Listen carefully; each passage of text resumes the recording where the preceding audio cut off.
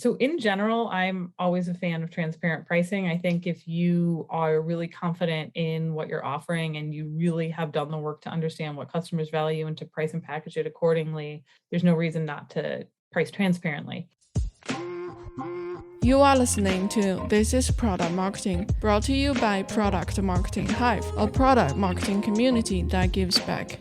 In this episode, Laura Smous, Senior Director of Product Marketing at Verblio, shares her thoughts on how to approach B2B SaaS product pricing and packaging. Let's dive into it now. Thank you for joining us today, Laura. Sure, absolutely. Well, thanks for having me. I'm happy to be here. So, shall we get started with a short introduction of yours?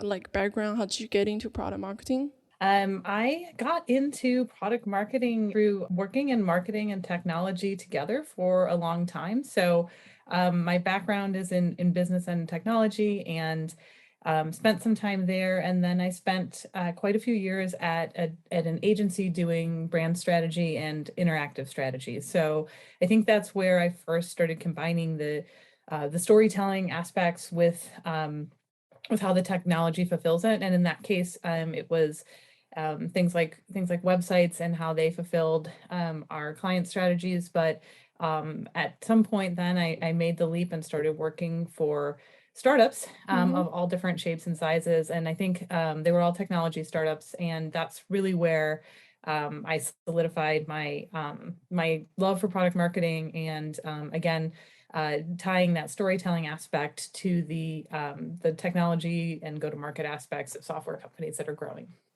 Great. I'm very excited about our conversation today. Like you introduced that you have very extensive experience in the startup. So our today's topic is B2B SaaS pricing and packaging. It's like kind of one of the complicated core activities for product marketers, right? If not the most. Because every business, they have to decide how much they charge people for their services or their products. And then pricing plan is a very difficult decision for them to make. So in your experience, what like a B2B SaaS pricing models you have seen, and then like what are the differences there?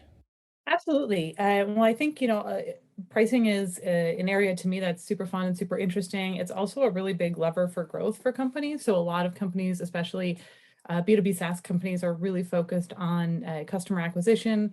And at some point, maybe they'll also focus a ton on retention, but really looking at how you optimize your pricing and packaging strategies can be an even more effective lever for growth. So getting it right is super important. And it's an area that doesn't get too much attention, or in many cases doesn't really get sort of rigorous attention paid to it.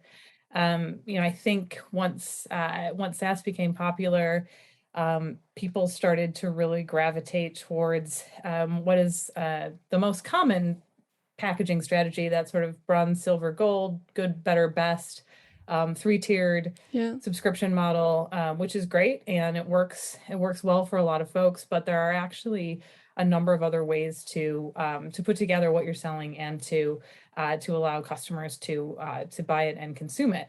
And so I've spent a lot of time just also trying to understand, what are those other options and how do you figure out what's a good fit for your particular product or service. The good, better, best one, I think, represents about 70% of SaaS companies last time I checked.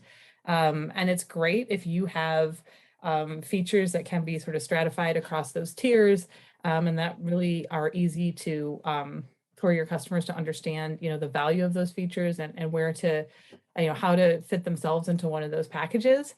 But it's not great in some other areas where, for example, you may have one really strong product offering, and you actually need to include everything in that offering in order to get people to value, right?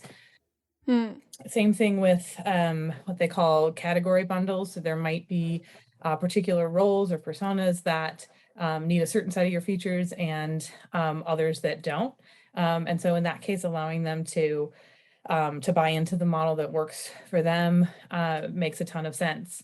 And then there are other ones that really are purely segmented by roles or use cases. If you think of what might happen in terms of an HR or people team within a company, there may be people who are really focused on the recruiting and hiring piece, and then there may be people who are focused on the day-to-day people operations, and those might be very separate parts of your software.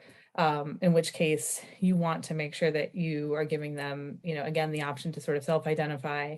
LinkedIn's another good example. There's LinkedIn for recruiters, and then there's LinkedIn for job seekers, and those are priced and packaged separately because they're really specific to that use case. Yeah.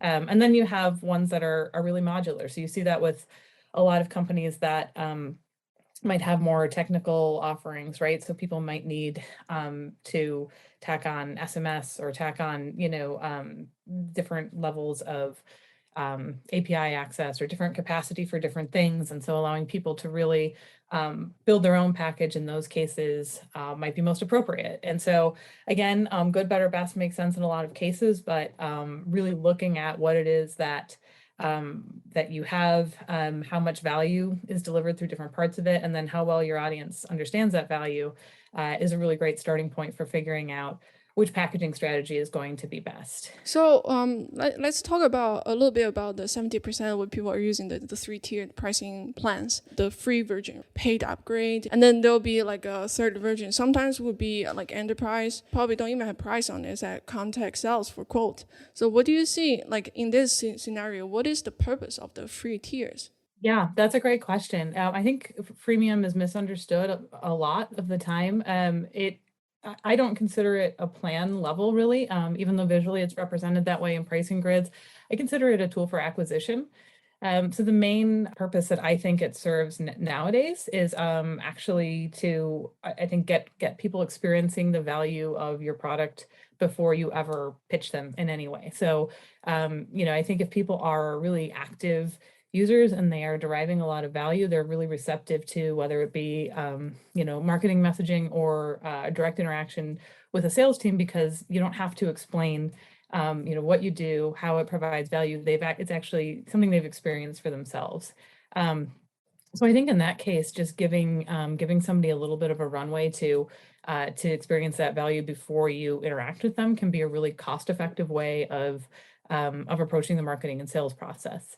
I think also, like I said, as an acquisition tool, if you're able to get people to discover you and to have some level of stickiness interacting with you by offering them some things that you've already built, it really makes a lot more sense than in many cases, focusing more on paid acquisition or things like that, where you still have a lot of work to do once you've brought them to your site or once you start interacting with them. Yeah. And then when do you say it doesn't make sense to offer the free trial or free tier? When would it be in the case that it just doesn't make sense? The most common one for me is if there's either complexity or a long time to first value. So if whether it be because your product's not especially user friendly, or it doesn't have a great user experience, or maybe just the nature of it is something that is complex or requires a lot of upfront work to get to first value, that can be difficult, right? Because sometimes you only get one shot, and if people come in, they poke around, it's difficult to get started. That's going to influence their receptiveness to any of your messaging going forward, right? So I think difficult to get to first value, time to first value is long, or bad user experience, and it might be worth investing some time there. And it really is an investment, right? Because I think you don't want free users to have to interact a lot with your human teams, right? That's costly, and you also don't want them stumbling around and not being able to recognize what's there. So, if you're not willing to make the investment in having a really good self-service experience, and that's something I feel really strongly about, even if you have customers that are heavily managed and maybe don't use your software a lot, it should be that they could, if they wanted to, they could be successful on their own because the quality of the experience is so good. Yeah. And I will add another one scenario to the case is that when your free trial actually meets the people's needs because they got what they want already. Yeah, absolutely. I mean, you should have a plan for how to monetize it. Just getting people there and not having a plan for that is difficult. Certainly you can leverage that audience to understand like what features could you build that would be high value. or high willingness to pay. But yeah, I mean, I think if there's not a compelling reason to go beyond that, there's a number of companies that have had that struggle, and it's taken them, they've either not figured it out or it's taken them a really long time. Yeah, like you said, one of the things that people need to make sure when you do a tier pricing is that your audiences actually get your value right through the products. Some of the tier pricing, like the third version, would be like enterprise contact us for quote. And in most cases, if you really sort of calculate it, right, compared to the sort of the second tier, sometimes it might be more expensive. But in the end, the service, the product you deliver to the two tier is essentially the same. How do you communicate? Just make sure that the two different segments they get the value. Like how do you bridge this thing? Yeah, absolutely. I mean, I think that the really taking an honest look at your offering and saying, is there enough here to start peeling things apart? Is it not only something that has high value to folks, but has a high willingness to pay? So, making sure again you're starting with the right raw materials.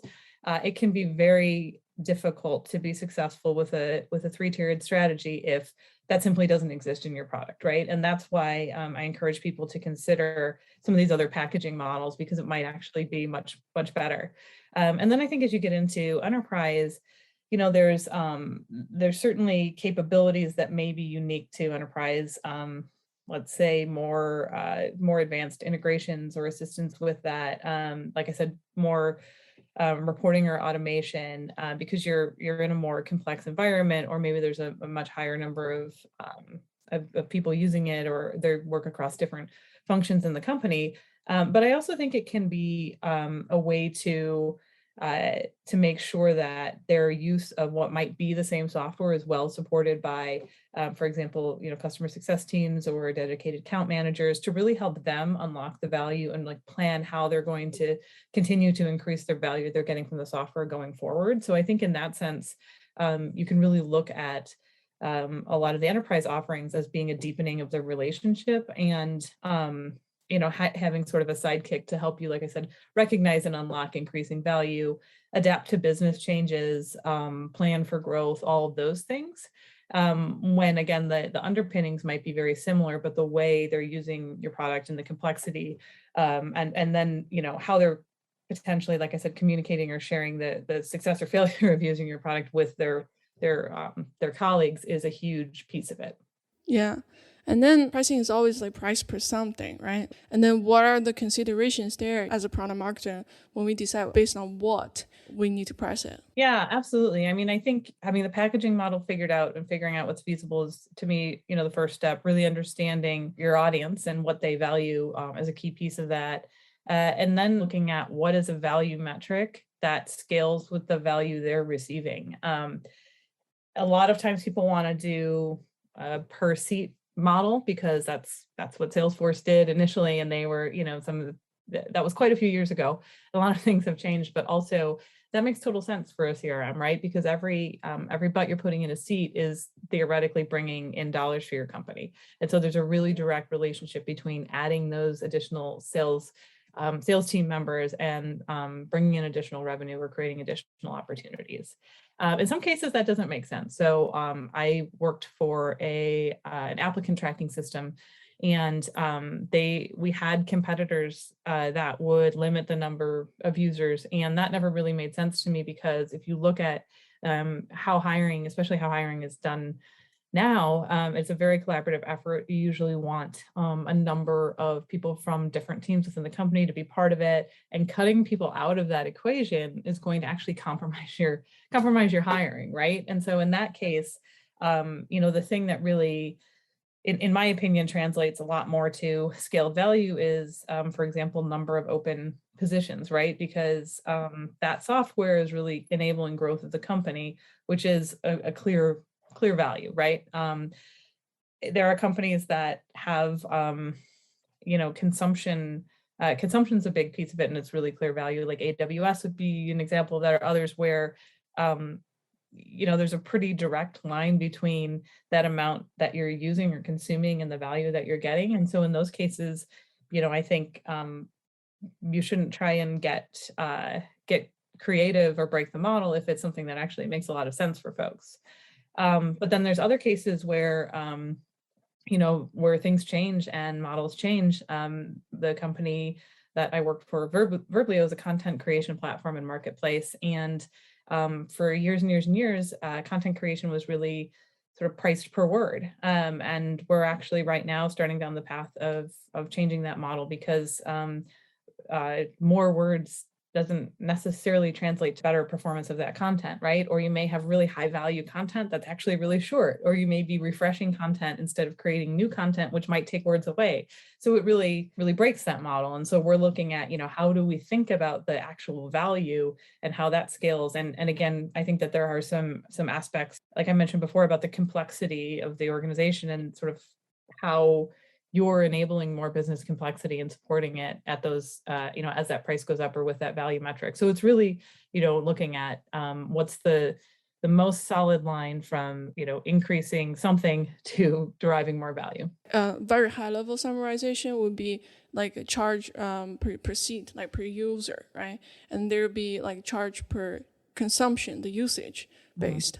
What are the main considerations here to go for which model? I definitely think if there's a customer centric way of looking at it is the right mindset to use. So if you would compromise the effectiveness of your software by cutting out users, you shouldn't have a per user model, right? Like I said, hiring is a good example. On the consumption side, I think you have to think about like what actually causes increased consumption. So something like hiring, again, with open positions, that's going to be really pegged to their growth, right? So there's sort of like natural regulation of that. So and every time they add somebody, like I said, it's potentially adding more value to their company. So those open positions make sense as a metric. Pure consumption, like I said, storage space, SMS is another one that's starting to change a little bit, but a lot of companies that, do marketing automation or things like that will actually charge, per text message for SMS because they have very direct costs associated with that. So in that case, I think, at least for the time being, customers really understand why you're doing that, right? And you're getting potentially a direct return for every additional person that you're reaching with one of those text messages. But again, I think some of those things can change, right? So email marketing is a really good example. There are still sending limits, but those are starting to change quite a bit and be quite a bit more flexible. And it probably relates to the fact that just sending more emails is no longer necessarily a way of getting a higher return, right? So I think in cases where that consumption leads to a really clear output or outcome for the customer, it makes sense. Or, where they understand your costs really well and they're okay with paying for that because it's well understood. About communication part of the pricing. So when do you think one should make the pricing visible? So in general, I'm always a fan of transparent pricing. I think if you are really confident in what you're offering and you really have done the work to understand what customers value and to price and package it accordingly, there's no reason not to price transparently. I did hear an interesting example the other day of when there's only a couple players in the market. Sometimes that is a time to keep your pricing a little reserved for sales conversations, right? Because if there's two main players and they're very directly competing for each other's customers and having those conversations, having somebody see that pricing without really being able to talk to them about the differences between the two can be challenging. But I think for the vast majority of folks, it's more of an indication that either they are trying to squeeze every dollar out of a customer, or that they're not confident in the value and putting it out there like that. And then how do you communicate pricing when your price plan changes, or, is there changes to the pricing? That's a very good question. Especially when you have a case where you have either had a freemium offering or you've had a low cost offering that's gotten a lot of traction. I've been in companies like that where they had many thousands of happy users that were on plans that were 6, 7, 8 years old. And the product had matured and the offering had matured. And it can be very difficult to maintain many different pricing schemes for many different buckets of customers, but it can also be difficult to migrate people, both from a technical and logistic perspective, but also from a relationship perspective. My thought is to always give customers that have been loyal the opportunity to continue as long as possible, as long as it's feasible for you to support that, to reward them, or to give them enough notice and a good reason to graduate to the next or the new, pricing scheme. If the cost to serve them is low and they've been continuous customers, then as long as they maintain that subscription and don't let it lapse, then I think, like I said, if it's technically possible for you to allow them to continue, that makes sense. But like I said, I think also giving them enough notice, there's a lot of creative things you can do with discounting and other things to step them into the new plan, especially if there's some communication they need to do internally to get additional budget. Doing all of those things on a really long timeline, and also, again, being honest about the value that they're getting. So I think if you can look into those accounts and say, wow, like they're, they're doing really well and we can really communicate that to them, or it's really clear to them, then in many cases, it's a non-issue. I think it's when companies just want to have more money from their customers, but that person may not really be getting value in the first place, that conversation becomes difficult. And like I said, just the time and the really having a sense for, what are sort of that technical and operational challenges of having people exist in two worlds. Or like I said, if the product really has matured and you want to have a different audience, sometimes it's okay to just take a hard line and let those people drop out. But I think those are things you want to quantify and to really have those honest discussions about, what is the overall value of keeping these people in the fold versus losing them. For some startup companies, if they're going to have, literally sit down to plan for their pricing strategy, do you have some practical tips for them to DIY their own pricing plans? Yeah, absolutely. I mean, I think that the first thing is to have a really clear ideal customer profile. So doing that work can be very helpful in ruling things in or out, and also usually there's a lot of people at the decision-making table when it comes to pricing and packaging. Everybody wants to weigh in. And so being agreed on some of those foundational components first, it's super important, right? Who are we selling to? Who are we not selling to? And that helps tremendously.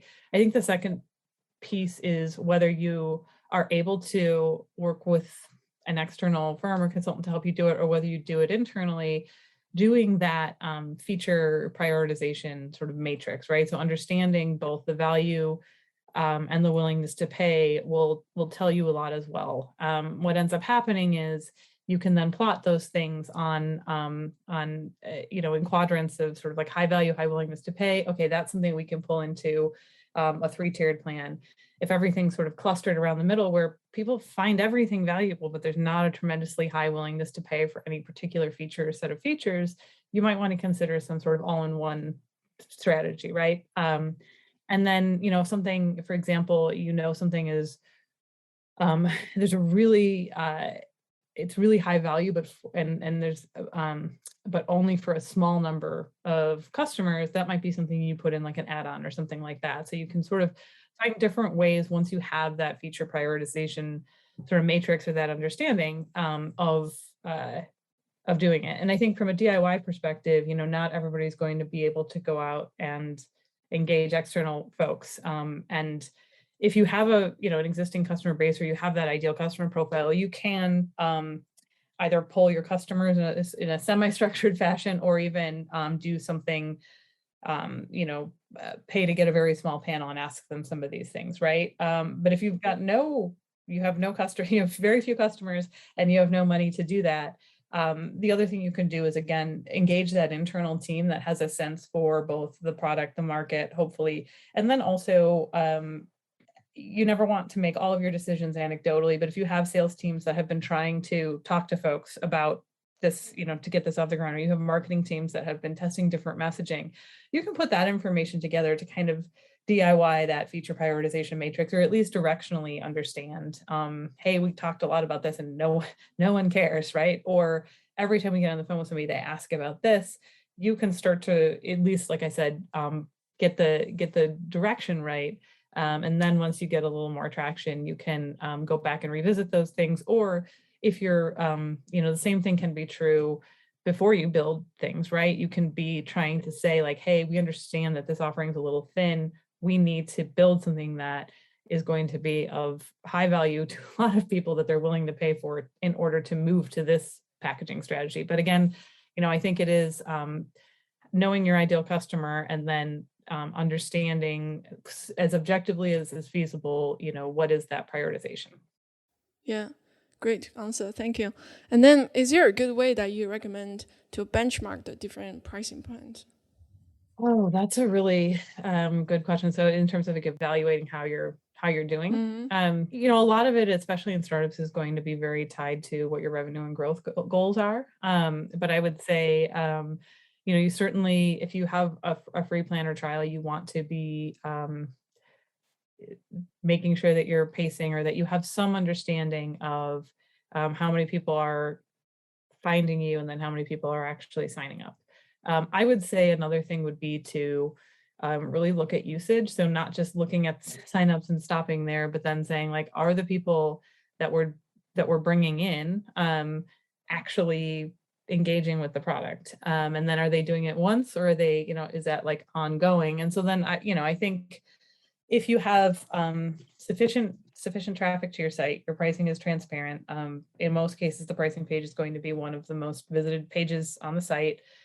Seeing how many of those people actually then take that next step would be the first piece, but then also, like I said, seeing if they're the right people, right? So you could have a situation where you are getting tons of people up front and then they're dropping off, which might mean it might mean that your pricing and packaging is wrong, or it might mean that aren't actually your ideal customer is not actually who you thought it was, right? Um, but those pieces all function very tightly together. Um, and then I think the other thing is, there can be external pressures, especially if there's outside funding and things like that. And so making sure that you just have really honest metrics like all the way through that process. Same thing with if you have a sales team that you're not closing deals based on the effectiveness of like an individual salesperson, but then the person's not actually very successful in the product, right? Because that can be a mismatch between your pricing and packaging. And so even if you get the customers, again, if they're not active or retained, it might not be right. Do you think for a startup company, do you think they should differentiate themselves based on pricing? I mean, it is something that can work. I think it's a short-term tactic. So certainly if you want to get people to consider you when they're pretty entrenched in another product, that's one way to do it. Again, I think having that plan for what you're going to do or what you might do if, again, your competitor decides they're going to drop to your price and there's still a superior offering, or um, you know, uh, if you can't cover your costs, or something about whatever you're doing is not going to be sustainable. I think those are, it's not really a good approach in those cases. But I do think even if your product provides X value, sacrificing a little bit of that to get a foot in the door can make sense, as long as, again, you have that strategy for growth. And again, the thing you really want to do is maximize lifetime value, right? So I think if you know over time that they'll grow into your product, like, you don't need to collect those dollars up front. You can allow them to have that experience, and then it's a lot easier to increase their revenue later. Market changes pretty frequently. So how often do you think the product marketers should reevaluate their pricing? Yeah, so Profitwell has some really good data on that. And to sum it up roughly, I think the people that do it as often as quarterly have the best overall performance. So and then the people that are doing it like yearly are sort of laggards in terms of their growth. So I think that that's a good indicator that it should be on your schedule quarterly. Now, that doesn't mean wholesale pricing changes. It doesn't mean you change the whole model, but it can mean testing or adjusting different things to respond to changes in the market, to get ahead of changes in the market. So I think making sure that you have time and both an experimentation roadmap, but also time, like cycles in the product roadmap to do some of those things if you need product support, is something that you should plan for on an ongoing basis. Yeah. Great. Thank you. Thank you. We're coming to the end of our time here. Do you have any final thoughts you want to share with our audience? Sure. I mean, I think, the first is, I think, to, if it's something you're curious about, to just start consuming information about it. There's so much available. Like I said, Profitwell is an incredible resource in terms of content about pricing. They have a lot of great articles and webinars, but there's a lot of other folks doing it too. So it's not as scary as you think. I would say, even if you're teeny tiny company, start making sure your data is good and that you're tracking the right things up front, because that's going to come in handy later. And then I think, again, to just really be honest about the value you're providing, because that's ultimately going to lead to growth. Again, to focus on customer lifetime value, right? So not that first sale or that first transaction, but like, how is this person actually going to grow? Because that's really going to mean the success or failure of your monetization strategy, and ultimately your company, is being able to do that and understanding what the levers are you actually have to work with. Yeah, great advice. Thank you for sharing your thoughts and knowledge today with us. Really appreciate it. It's very nice. Oh, thank you so much for having me. It's been my pleasure. Thank you. Thank you for tuning into This is Product Marketing, brought to you by Product Marketing Hive, a product marketing community that gives back. Check out our website, productmarketinghive.com, to join our community, meet fellow product marketers, and access free resources, including training, playbooks, templates, and events. If you enjoyed our podcast, please subscribe and give a 5-star rating on the platform of your choice. See you next time.